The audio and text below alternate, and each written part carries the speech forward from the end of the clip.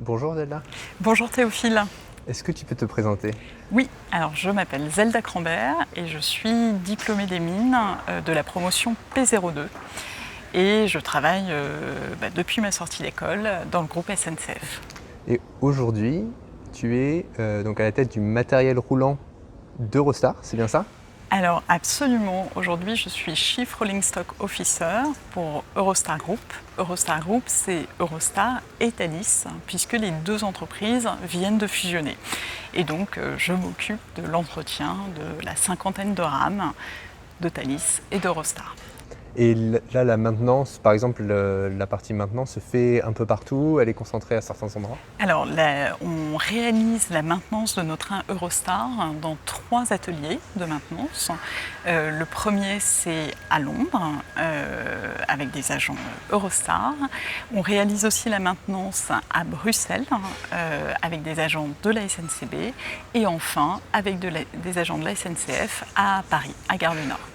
D'accord, donc en fait, toi, du coup, tu dois coordonner, travailler avec en fait pas mal d'entreprises différentes des différents pays. Absolument. Donc j'ai à la fois évidemment un rôle managérial, mais aussi un rôle de coordination pour optimiser, réussir à optimiser cette maintenance et faire en sorte que nos rames soient le plus disponibles possible pour pouvoir rouler, opérer le plus de trains possible, mais aussi le plus fiable possible.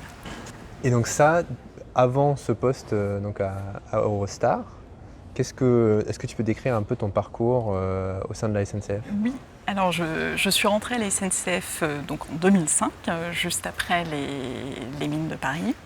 Et j'ai d'abord, alors au tout début, ma première expérience professionnelle, ça a été de tenir un poste d'aiguillage.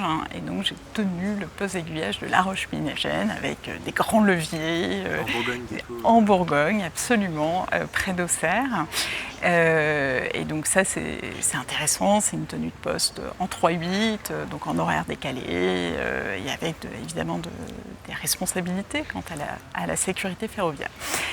Ensuite, je suis restée assez longtemps dans la maintenance des voies ferrées. Donc là, c'était vraiment, j'avais des rôles plus managériaux. J'encadrais des équipes qui réalisaient la maintenance. Je planifiais des chantiers. Je réalisais des chantiers avec eux. Ça se passait le plus souvent de nuit, puisque la maintenance, on la fait quand les trains ne roulent pas. On intervient sur les rails, le ballast, les traverses, quand il n'y a pas de train, donc la nuit et le week-end. Ensuite, j'ai travaillé sur les investissements, le programme d'investissement pour le RERC avant de rejoindre le cabinet de Guillaume Pépi, qui alors était président directeur général de la SNCF. Donc j'ai été sa directrice de cabinet. Et à l'issue de ça, je suis partie chez Transilien. Et donc là, j'ai quitté le monde de l'infrastructure et de SNCF Réseau et j'ai rejoint le monde de SNCF Voyageurs. Et j'ai été d'abord directrice de production, puis directrice des lignes H&K, qui sont des lignes de banlieue de la région nord de Paris, donc qui part de Gare du Nord. Et puis, il y a 6 mois maintenant, j'ai rejoint Eurostar Group. Donc tu as occupé des postes, je dirais, stratégiques, des postes donc, dans le cabinet par exemple, des postes plus managériaux, et maintenant aussi un poste peut-être qui mêle les deux, je ne sais pas. Oui, alors c'est vraiment la richesse des parcours à la SNCF, c'est de pouvoir à la fois faire des postes très opérationnels, des postes de management aussi, et aussi d'avoir des postes plus stratégiques et de faire ça, donc cette composante opérationnelle, managériale, stratégique, de la faire dans différents métiers, de l'appliquer dans différents métiers. Donc pour moi, ça a été l'infrastructure, l'exploitation ferroviaire, le matériel roulant, et donc c'est extrêmement riche, effectivement. Et là, le management, du coup, dans un domaine international, dans un milieu, pardon, international? Alors le management interculturel, pour moi c'est un défi, puisque jusqu'à présent j'avais travaillé à la SNCF, j'avais plutôt managé des cheminots. Là je suis Eurostar Group et une filiale de la SNCF, mais à d'autres actionnaires. Et donc, et par ailleurs, je manage des équipes en Belgique, en Angleterre, qui ne parlent pas forcément la même langue, qui n'ont pas la même culture aussi. Et donc, il y a à la fois une culture d'entreprise et la culture du pays. Et pour moi, effectivement, ça a été un défi personnel et je suis bien heureuse de le relever. Qu'est-ce que tu dirais que l'école des mines t'a apporté dans ton parcours? Alors, l'école des mines, déjà, elle apporte quand même une rigueur scientifique, hein. On fait des études scientifiques et je pense qu'on est quand même formaté dans notre métier d'ingénieur pour porter cette rigueur-là au quotidien et je trouve que ça a beaucoup de valeur. Et au-delà de ça, l'école des mines, ça apporte aussi une très grande diversité et un très grand... ça nous ouvre à énormément de domaines et ça nous permet de voir que s'il y a l'envie, il y a la possibilité. Et ça, c'est très fort et c'est quelque chose que je garde encore aujourd'hui. Et puis, troisième point peut-être, c'est aussi l'esprit critique. Alors pareil, c'est pas propre à l'école des mines, mais ça, c'est avantageux de le garder toujours et de se poser les bonnes questions, ne serait-ce que pour savoir aussi se remettre en question l'existant, sortir des sentiers battus, aller chercher des nouvelles idées ailleurs. Donc on a parlé de ton parcours au sein de différentes filiales de la SNCF.